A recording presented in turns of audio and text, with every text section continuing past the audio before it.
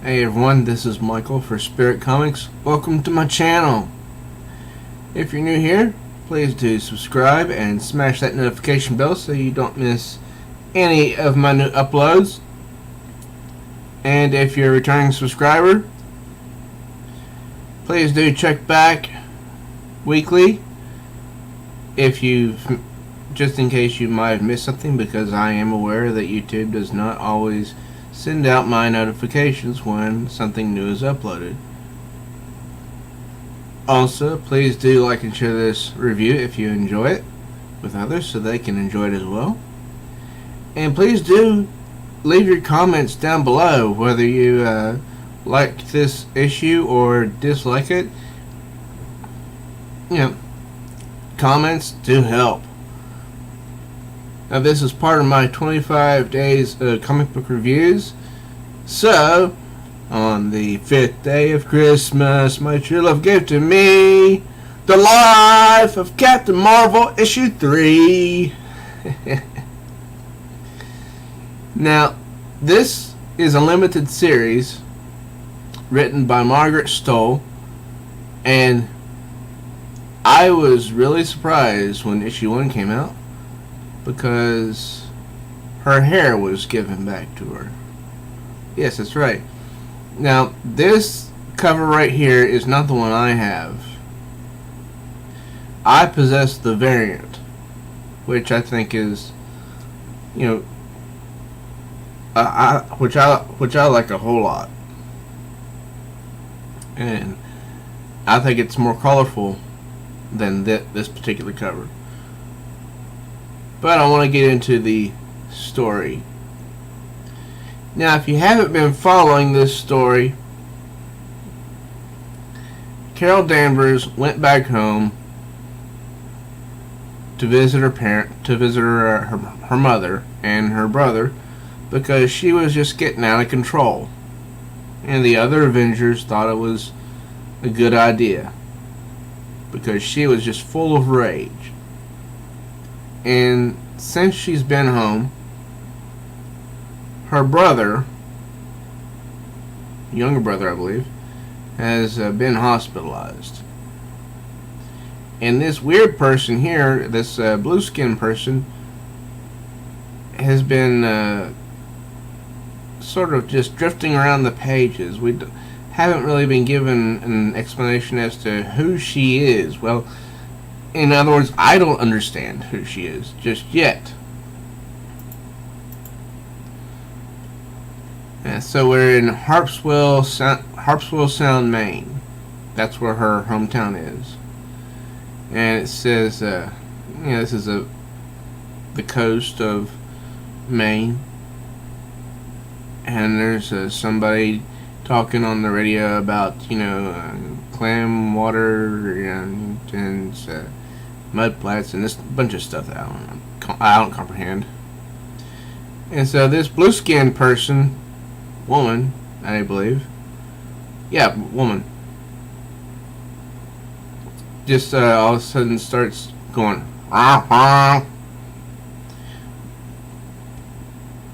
because she is driving this boat, and she knocks into somebody else, and his stuff goes flying into the water. Watch yourself, freaking out of towner. And then we see the narration begin from Carol Danvers. I can't get away from the feeling that something is wrong. That's what I call a feeling of foreboding, or intuition. Scientists say it's something else. I don't know. Anyways, in Carol's narration, she talks about how she woke up in a panic and reeling for a split second. She doesn't know why. Why she was spinning, what happened. But there was nothing. And her brother's on the mend, and her mother's fine. And she's thinking that she'll be back with the Avengers pretty soon. Then she thinks maybe it's me. when you feel like running, you better run. That's what Mom used to say. And she says, even before I could fly, I could run. All summer long, Ma would make me get my miles in before breakfast. And they do a flashback to when she was much younger. And we can see her running really fast for a young girl at that age. And then she passes Lewis, one of her childhood friends, who sees her going really crazy. But then she wakes up. It's almost like she was almost like she was sleep running, you know. And it's Lewis who says, Carol! Huh? Lewis? What you up to? Get it? Up to? Calm down. Get it? Down? Bad puns, but you know they're bad enough to be good. And he says, when I asked if you want to run Mitchell Field with me, I meant, you know, the part down here. And so she floats down and says, sorry, Lois, I got distracted. And he says, Avengers need me to save the world distracted, or found a box of my old man's secret love letters while my brother recovers from brain surgery distracted. She's like, the second one. And so this sets up, I mean, this is you know, some not right off the bat intimate time between Carol and Lewis, but you know, it's some time well spent between good friends. And he's asking her if there's any clues that she's found, and she says just old memories. And then she admits that her mother knew about the affair and that she was even okay with it. And she still can't believe that how much she didn't know about her own family. And she says, kind of makes me wonder what else I missed back then. And he says, were we normal, Lewis? Did I even seem normal? Or, you know, was there something funky about me too? Besides your funky face? And she says, come on, Lou. I know I'm kind of hard to miss now, but was there ever anything hard to miss about you then? She says, you know what? Forget it. Race you to the water. Carol Danvers, you really asking me if I noticed you? When you see this beep, beep, beep.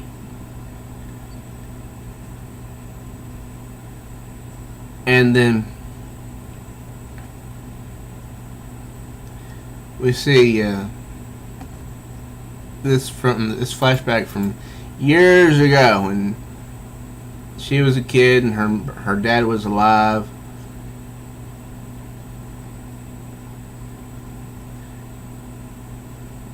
And she's being allowed to drive the family boat. And she says that she's Captain Shooting Star, and her mother's trying to protect her, and you know, saying, you know, slow down, you know, and everything. But still, that sound, it's reoccurring. And I really love the art here.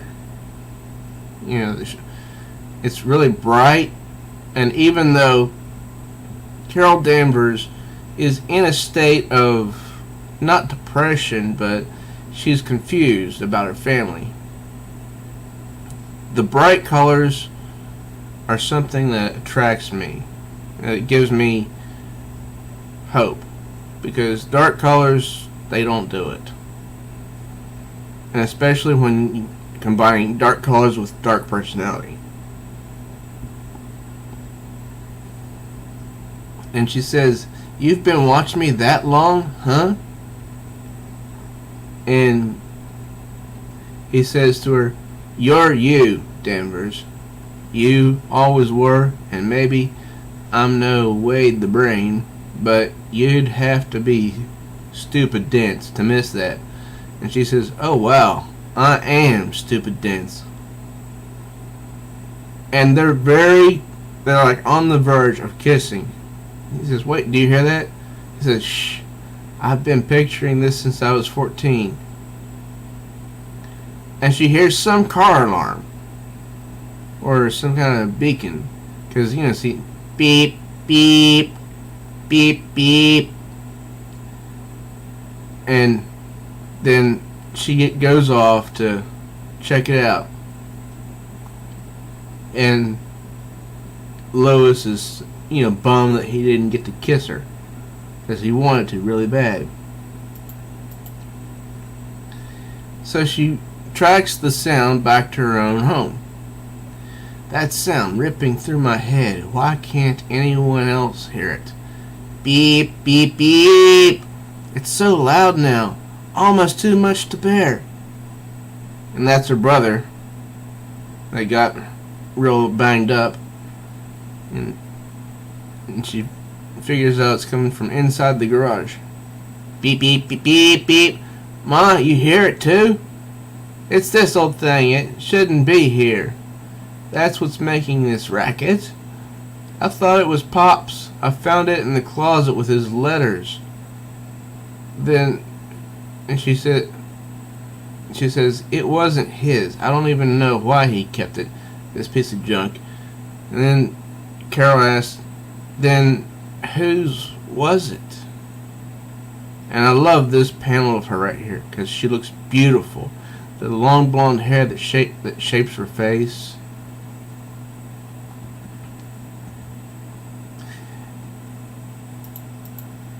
And the sound increases, and her mother says, "It can't. It belonged to her."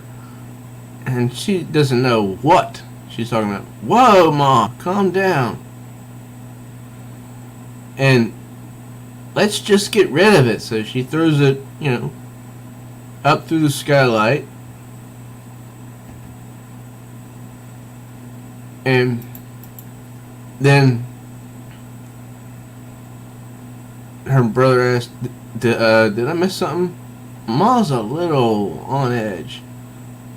And then you see this clatter, clatter, clatter. Anger dishes? Been a while. What did Pops used to call them? Sink fireworks? Crash! Oh yeah, definitely take out from Mer Punjab tonight. And he asked, what set her off? And she doesn't know either, but it's just about something about the, remote that was found. And in some old box. And he says, "You found the letters, didn't you?" And she says, "You knew too? Why didn't you tell me?" Didn't feel like my news to tell. But after I read the letters, kind of brought back this one day. It sort of jumbled up in my head, though, kind of like a dream. And then he goes on to describe it.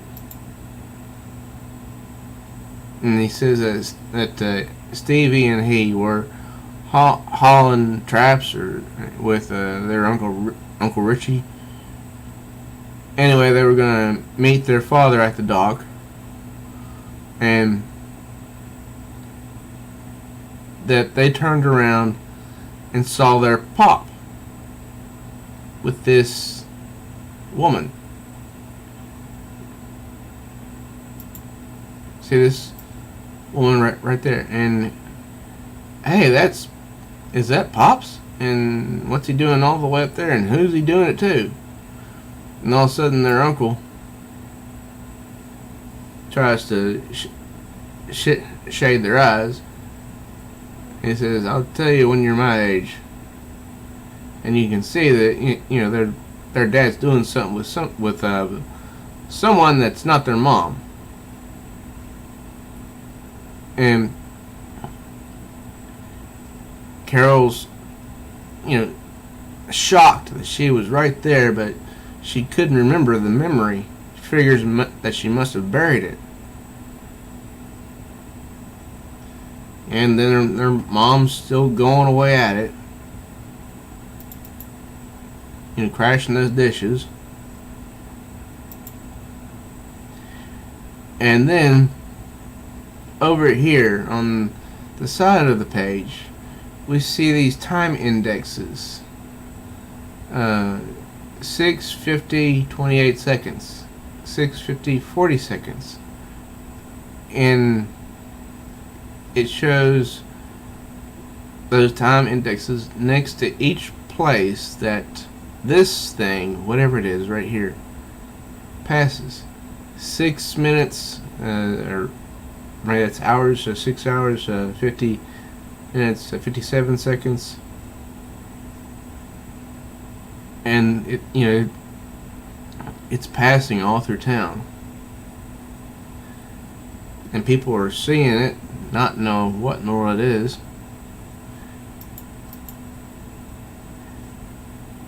And Carol confronts her mother and about her behavior. And she wants to talk about what happened in the garage. She asked about the device and said that she tried to open it, but of course she couldn't. She couldn't figure it out. And her mom says, "Carol, it's not just that thing you found. It's time I told you the truth. Though I promised your father I never would. Joe and I, we just happened. We were an accident more than anything else." "I hate accidents," Carol says. "I know you do, Carol. But the single best thing that ever happened to me was also an accident, sweetheart." And she says, "Oh, Ma," she's thinking, "Oh, Ma, you don't want to find your destiny because of an accident. I should know. I love my hero's journey, but it's been a real journey." And it said on the previous page that, her chest is beginning to tighten. Like she's getting anxious. And her mother says that they made a decision to be happy. To choose the life that they wanted, for better or worse. And Carol says, "You chose worse, Mom." She says, "I chose our family. You wouldn't have lost us by leaving, Mom. It was the staying that sucked." Her mom says, "I was too proud. I thought I could save him. It's hard to imagine, but there was a time when I felt as powerful as you, Carol." And through the years, I've heard other people say that. Perhaps they could save their loved one by getting married. No joke. Carol? She's wheezing. "I can't." And she's thinking, "I couldn't pretend any longer, and now a great hopelessness rose inside me, an uncontrollable tide. This is all going to lead to a big reveal." And then she loses her balance and falls into the water.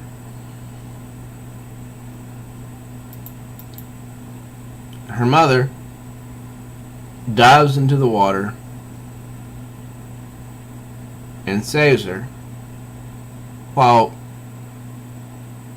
Carol Danvers is thinking all this stuff. How she's just sinking like a stone. And she, even though she was semi-unconscious, she feels her mother's arms. And she says, "Sorry, Mom." She says, "Stop, sweetheart. I can handle it." And then they hear that beeping again. Beep, beep, beep, beep, beep, beep. And then we see that weird object that was flying through town again. And it crashes. Kaboom! And that's her friend Lois. And it just causes a big explosion. You know, everything's on fire. Hey you, Sir Spots-a-Lot. Oh man, not Mer Punjab. You know, that restaurant.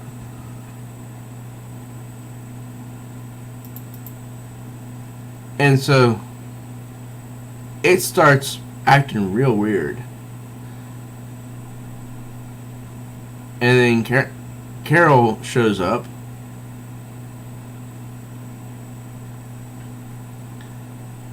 And then she sees that one object multiply.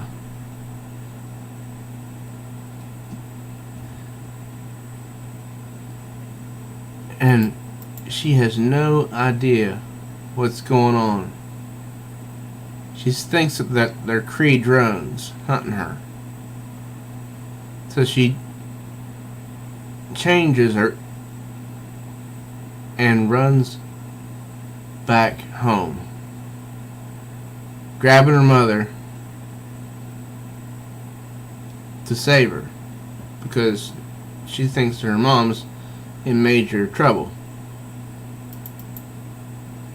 I mean, this is a really compelling story. I mean, the action does not stop from page to page.